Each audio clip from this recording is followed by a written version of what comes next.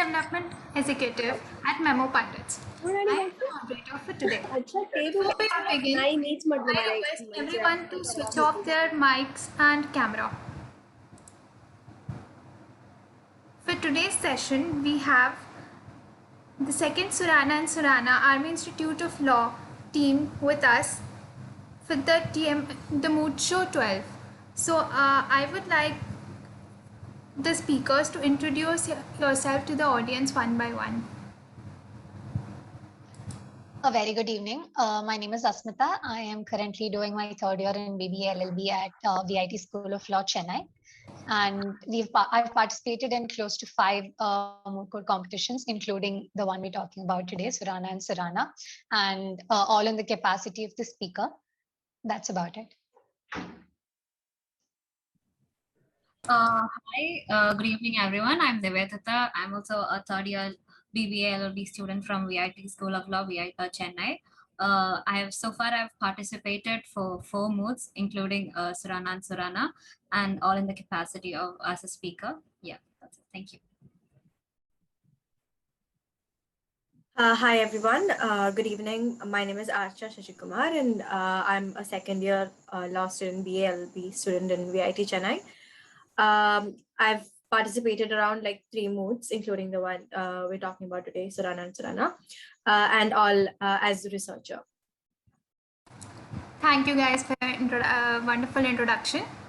The first question that I have in my mind is the second Surana and Surana Army Institute of Law Mohali is a family law national moot court competition, and it's a very prestigious competition in India. And this year's moot problem was based on family laws. What was the reason behind choosing this moot? Was it your interest in family laws or something else?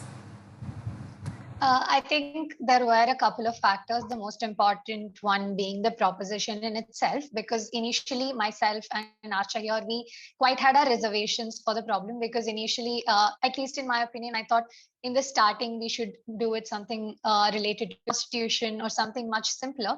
But this proposition especially made us very comfortable because the more we read it, we felt practically we were able to connect to it. So this proposition was definitely one of the deciding factors in us choosing this mood. But apart from that, we were also considering factors like the deadline as to if we had enough time and if there was anything in our academic calendar that would hinder the process of our preparations and all of that. So with all in mind, and most especially the proposition in mind, we were quite interested with the subject and the area of the subject that was chosen for the question, I think. So that is what led us to choose this one, I think. Okay, great. So just a follow-up question. How did you guys prepare for the family law as a subject? Okay, family law as a subject, I think probably because the way that was taught to us in college was like entirely different from how it is, I believe, in from other colleges. Because here, even like for example, if we are discussing a topic like for example sale of property, like under family law, if we're discussing sale of some family property, some undivided property by a karta, I mean, like how we usually study is like you read the theory and then you just go through the related case laws, like in which cases it was held so and so. But here we discussed, like we learned a topic and then we read like a lot of judgments with respect to the same, where we were able to discuss both the sides of it. I mean, like how it will benefit the karta and how it will not. So in that way that is how we discuss almost all the topics under family law. So we were able to relate that. I mean, like we had the research in like that on that aspect, so we were able to connect it with this moot proposition as well, because our moot proposition were kind of related to restitution of conjugal rights and divorce and all when it with respect to family law. Yeah, so it was very helpful on that aspect. Okay. So, in your opinion, what are the things that mooters should keep in mind while choosing a moot? Any specific moot or any moot that you guys have done in the past? Okay, so from whatever we've come so far, I think one of the most important things that we need to keep in mind is that all of the members equally should be interested in the moot, or at least be ready to do the moot, and everyone should be ready to do it together. the preposition, when we get a preposition, the first thing we all do is to read it a couple of times, so that we get like a deeper understanding of whatever the problem is. Then we decide whether this is something that we can do in our capacity. Now, just like we've talked about before, me and Asmitaka, both of us had some kind of a hesitancy to start with this mood, because both of us were not really familiar with the subject at first. But later on, once we got into the preposition, we felt like, yes, this is something that we can do. uh, even still, once we start preparing for the memorial also, we did face a lot of issues in between, but still uh, they were easier to overcome because we had a better understanding of the preposition. So I think that's where we have to start from. When we get a preposition, once we understand the intricacies of that particular preposition, we get to prepare well in the future. So that's so when we choose a mood, I think what we start from is the preposition itself. And then something else is, we should always look into moods that are going to benefit us. Whether we win or not is not a big problem there. The preposition, what we need to focus is if we gain something from it, be it understand. Even if we fail, we do get to see how the opposite team performed, and we understand and learn a lot of things from that particular mood. So I think these are the factors that we should keep in mind once we choose a mood. Indeed, choosing a mood problem and especially going through the proposition is a must for every mooter and for any mood that you choose. Also, can you tell me, actually, can you tell our audience about the difficulty level of the mood problem and how much time you guys spend decoding the problem to formulate the issues? With respect to difficulty level, something I would like to say is a big advantage that was there for us in this mood was something I haven't seen in many other moods, is this problem was balanced. There was equal points to defend both sides, be the petitioners or the respondent. At no point did any of us feel that, the side is very strong and we are going to need to put a lot more attention on one side. So with respect to difficulty levels, that made it a lot easier. That made the whole process a lot easier because we found both sides to be equally balanced. And with respect to how much time we spent is we worked in a way like when we saw the problem and started discussing it initially, we first sat and deduced certain issues and sub issues that will make sense with our basic knowledge of the subject. And once we went into and read a little more, something we faced was maybe the sub issues we had framed did not have enough content in it, or were not our understanding of that was not right. So that is something we understood after a little more research. So that helped us to make some more corrections, and luckily we were able to do this within a span of say 1 week to 5 days. 5 days to 1 week, I suppose. So within that time we were able to get a hang of it, and we knew in what direction we had to proceed with our research. So that really helped us to initially sit and discuss with whatever knowledge we have, and then move on to finding a little more about it. Really helped us, I think. You already answered my next question that I was having in my mind. So, can you guys tell how did you divide the sub issues also? Like the one major issue was yours, or the entire three issues were, including the sub issues, were divided equally? What was your strategy over there? So when it came to the division of issues, first all three of us, what we usually do is we all three of us sit and read the preposition together and discuss all the aspects of it.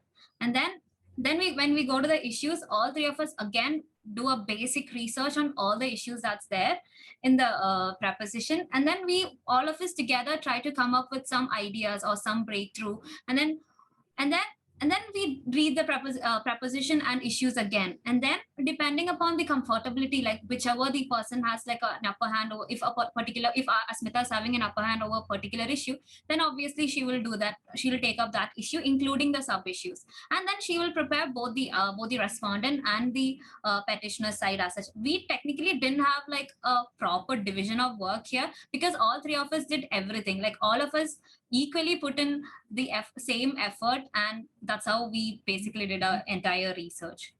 Yeah. Great. Mooting is a skill of teamwork, and that is what helps. So, post the memorial submission, how did you guys practice for the oral rounds? Approximately how many practice rounds did it take to get well versed with your arguments? And any strategies that you guys had in mind while preparing for the big day? With respect to the oral rounds and our practice for it, I think this is something I'm genuinely proud of with the effort the three of us had put in. Because we would start with Nivedita and I were the speakers, and Acha was our researchers. So we started off with Nivedita and myself practicing by ourselves alone.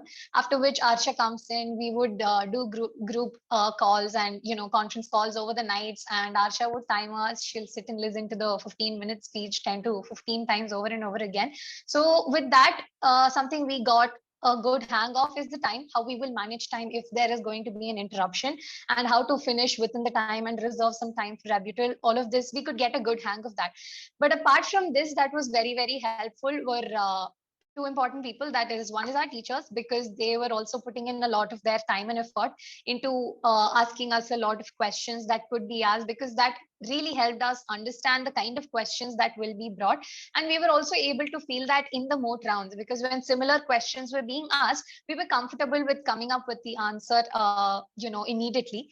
And the other was our moot court convener, Niranjana, who also spent a lot of time and many nights with us, listening to our speeches and making corrections everywhere. And another thing I would like to say here is, both Nivedita and my father being lawyers, we were able to learn what kind of mannerism will have to be followed, and what is the best practice that has to be adopted. And that also really helped us. I think mannerism is also something very important for us lawyers, of course, in moot courts also. So that is something, and with the number of practices we had gone through.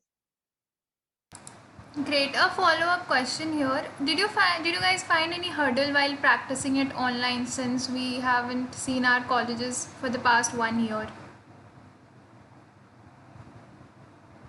Yeah, initially, probably, I mean, in the beginning of 2020, probably we might have faced that. But right now, I think all of us are pretty much used to the virtual world. So I don't think we had any hurdles. We were very much comfortable putting a Gmeet and talking overnight, or whenever all of us were free. I think that was very comfortable. Great. Can you guys briefly tell us about the quality of judging? Did the judges seem like they were well versed with the facts and laws related to the case? Were you guys grilled by them, or would you like to comment on the bench, as in the bench was a hot bench or something? With respect to the judging quality, it was really good. Like, the each round we qualified, and from the octa quarters was something we had before our quarters and after our preliminary round.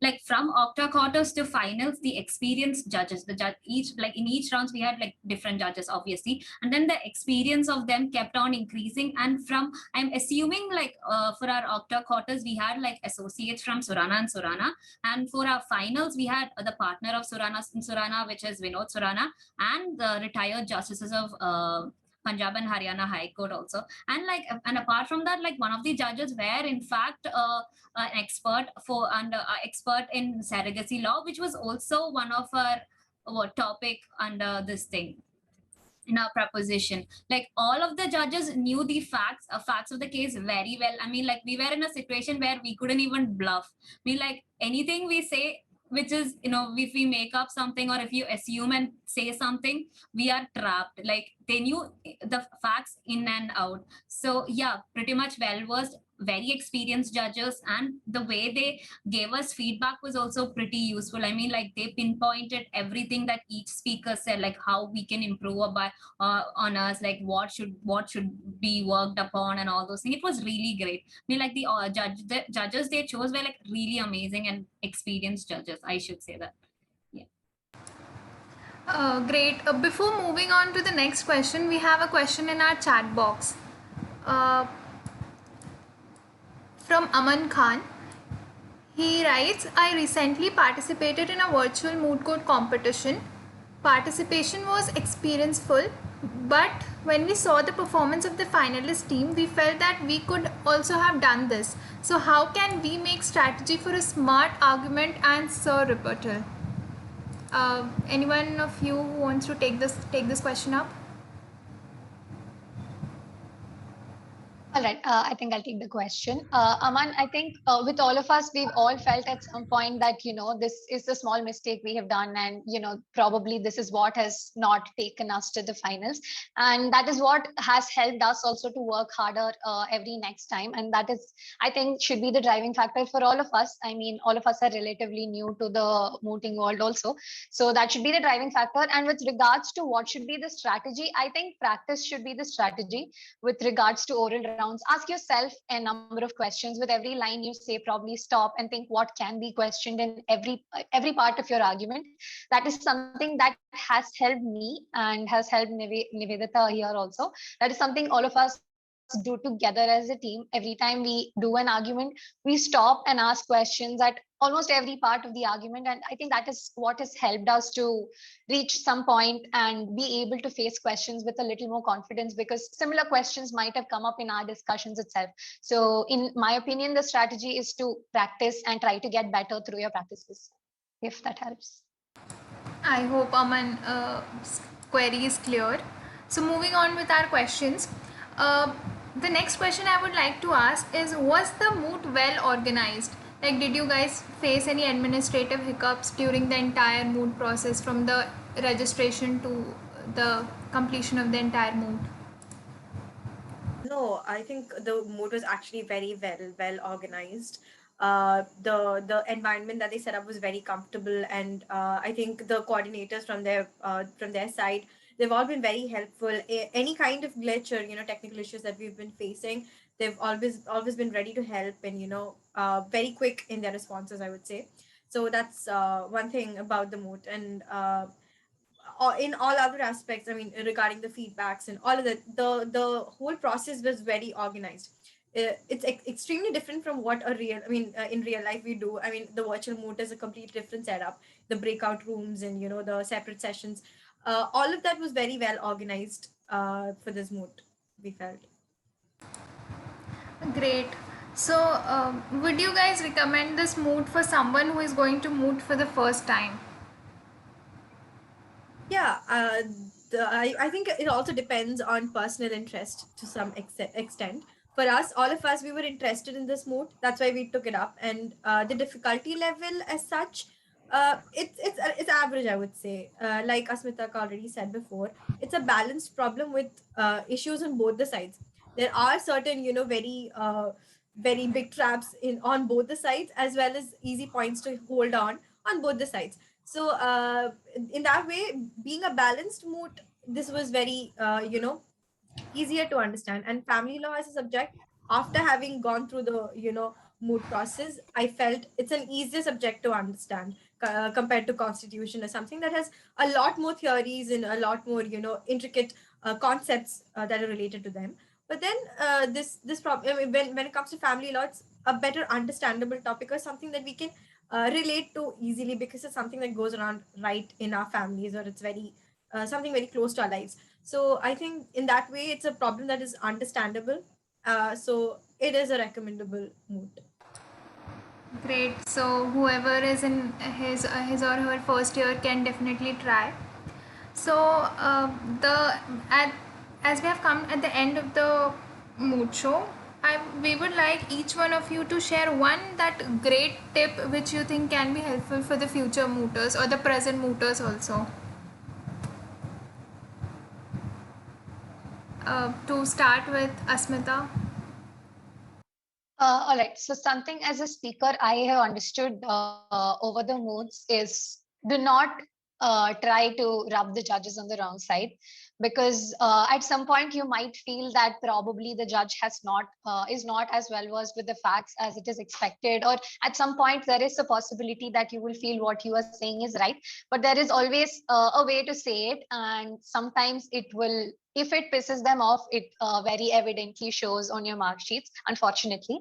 But that is something I have always taken back. If there is something, the best way to do it is politely put it, agree to them, and then put your point, and never disagree to them is something I would say for fellow speakers. Okay, Nivedita.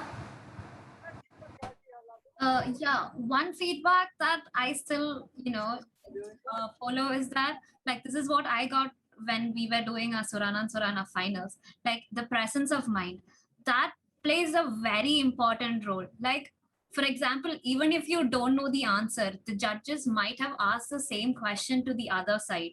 Like you can just like if you are paying attention to it, you can just say the same answer. Like you don't have to know the correct answer. You can just be like, Your Honor, you said so and so. So the council would like to repeat the same. Like you can just quote him, and that would be more than enough. You don't need to have like, okay, I don't know the answer, so I don't have. Should I plead ignorance or should I do something else? Like you can just quote him, and that would be like a very good thing to do. Like judges will be impressed. To be frank, yeah, that's what I've learned. Great, Acha. I think this is something general that we've come across after doing the moods. It's always, best to make sure that there's a equal split of work. And as a researcher, I would say there is a misconception that the researcher should make sure that that person does all the research and all of that, but that doesn't work in a practical aspect, because it's always the speakers who do the oral rounds, and the researchers don't usually get to say even a word. Even if they know the answer, you don't get to say it. So it might be a trap, because if I end up doing all the work and they don't know an answer to a particular question, then they will fib in the oral round. So that's going to be an issue when it comes to the oral round. So I think it's always good to make sure there's an equal split. And when a researcher is doing one issue, it's always best to make sure that you tabulate all the research work you've done, and make sure you communicate it to whoever is speaking. You help that person who's speaking to be well prepared with that particular issue. So that's one thing. Very well, Acha. So, any other experience or story, a short story that, or a short experience that you would like to share with our audience? I think something very much in the lines with disagreeing to the judge, something that I've come across in almost 3 moods is when a person is going to say, if Your Honor is satisfied, or words that will definitely lead to a follow-up from a judge, that can definitely be avoided, because this is not one incident. This is, as a team, all of us have come through. All of us, in fact, all motors have come through in almost every mood. It is best to not use words like, if Your Honors are satisfied, or there is always a polite way to say it, and that will always at most times rub the judges on the wrong side, and that is definitely not what we need. And this is something we've witnessed in almost every mood that we have been to. So I think that is a big takeaway for all speakers. Great. It was great listening to you. Before ending this session, I would like to introduce Memo Pandits as an institution here. We are India's first mooting school for law students, founded in 2014 by Anant Gupta and Rachnendra Tripathi. We provide a unique platform that creates content and courses to bridge the learning gap between a classroom and a courtroom. We at Memo Pandits offer 4 courses currently. The first being the online memorial making course, where we learn to analyze a moot proposition along with formatting, drafting and researching. We have online argumentation course, where we get over your stage fear and ace public speaking for all national, international and virtual moots, along with arbitration competitions. We have an online certification course on citation methods as well, where we are taught both Blue Book 20th and 21st edition, also Oscola and Uniform Method of Citation, and SILC. The simplified content will help you guys understand the methods in a better way and use perfect citations in your projects, articles, research paper. We have another course as well, which is the research making course. Learn the research paper writing course, where we teach children the nuances of research paper writing, how to choose a topic, write an abstract, body and conclusion. Be the expert of research by learning how to use databases such as SCC Online, Manupatra, LexisNexis, etc. For all those who have attended the webinar today, we have a coupon code of WEB200, which is active for the next 2 hours. If anyone is interested in purchasing the course can register it right now. We have another question here. Uh, Generally, in debates, voice modulation is very important. Do the speakers in moot are also judged on the same grounds? Any one of you would like to take this question? Yeah, I would like to answer that question. Yeah, I don't mean like we have never experienced such a thing. Mean like I don't really think voice modulation do matter. It's like how you put the point across, how well you substantiate the facts of the proposition with the case law and the law that you've been citing, and like how you are connecting everything that's matter. I mean like that matter. That's how what matters. I mean like voice modulation will might make an impact, but I don't think that will affect the marking criteria as such. So I mean, like it's more about how you put the point across and how well you are, job. Yeah, that's what I feel. Can I add something to that if it's fine? Along with that, from my observation, I think it's not voice modulation as such, but it's what kind of words you choose to put it across. Like Asmita has said twice before, that judges pinpoint certain phrases that you use. If you say, if you're honest or satisfied, they'll be like they're never satisfied with any argument we make. So we should always choose the words we use very carefully, the tone we say things in. If we keep a straight face and make arguments in a very straight tone, maybe it can sound arrogant to the listener. It depends. But if you try to be very pleasant and in arguing, that creates a better impression. So it rather than the tone, it's always the way you present yourself. Hope I guess Ikra's query is clear. I have another query in my personal chat box. How to face a judge's grilling if the round is very strict? I think this is again something all of us at some point have definitely faced. There have been rounds which, by God's grace, there will be zero questions, and there have been the opposites also. And sometimes, unfortunately, we are caught in between all this. So I think something that all of us should keep in mind is first try to think about the facts, because in my opinion, always the facts have an answer to every question that is asked. Except in a case where the question is related to a law or any provision you're citing. The second thing you should keep in mind is the provisions that you are citing, make sure you are completely aware of what is being cited, the case being cited. Say, for example, we are going to quote a case. Please make sure we are aware of the facts of the case, or what was held, or in which court the case had come to. So from our arguments is only where the questions are going to come from. So to address that, if any question is going to be asked, the best way is to know what you are speaking in the best way possible.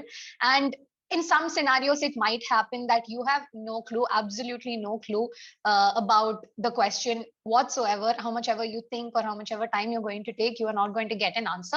At that point, instead of giving a wrong answer, say for example, if it involves something related to an act or a provision, obviously the judge knows the answer, right? So at that point, instead of giving a wrong answer, it is always better to plead ignorance or tell them politely that you are unaware of the answer, because that will save you in most of the times. Because sometimes we tend to give a wrong answer in a fear to not give any answer. We would rather give a wrong answer, right? So that is something that you'll just be pulling your own leg, because if the judge knows the answer to it, you are just putting yourself in a worse position than you are. So sometimes it is okay to plead ignorance, but otherwise it is best to know what you are talking with your arguments. Every statement you say, if you are able to find the logic to it, or find the case laws to it, or find the facts of said case laws, I think you are safe already. I guess this was the perfect answer to this question. I hope there are no more questions in our chat box. So I would like to end the session here by thanking all the three speakers who were there for us, and thanks to all the participants for the patient listening.